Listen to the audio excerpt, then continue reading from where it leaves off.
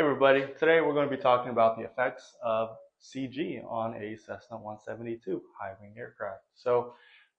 When we do our weight and balance, there are different types of CG we can get as we are determining where our weight is going to be loaded, right? If our weight's being loaded more towards the front of the aircraft, we'll have more of a forward CG. And if we are more rearwards of the aircraft, we'll have an aft CG. Well, when it comes to CG, our airplane has design limitations according to our CG. Depending on what plane you have, you can find that in your pilot's operating handbook.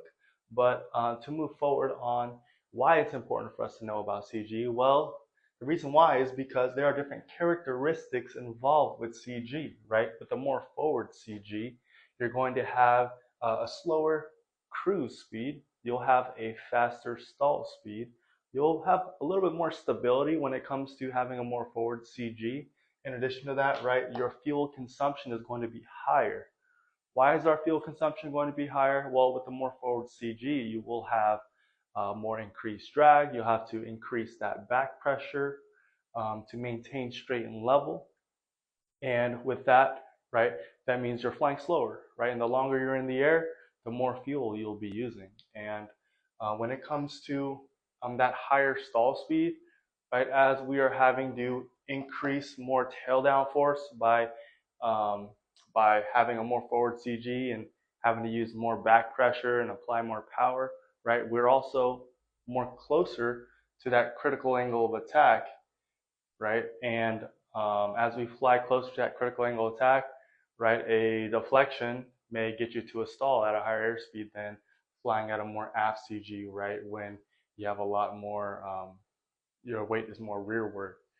Okay, so in addition to that, right, why is it more stable with a more forward CG? Well, the reason why is because if you have a more forward CG, right, say you get into a stall, right, you reach a critical angle of attack, well, it's easy to just break that stall by, um, reducing your angle of attack because your weight is primarily forward, right?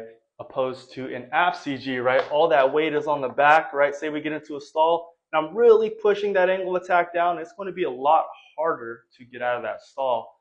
Thus, being an aft CG, you'll have less stability.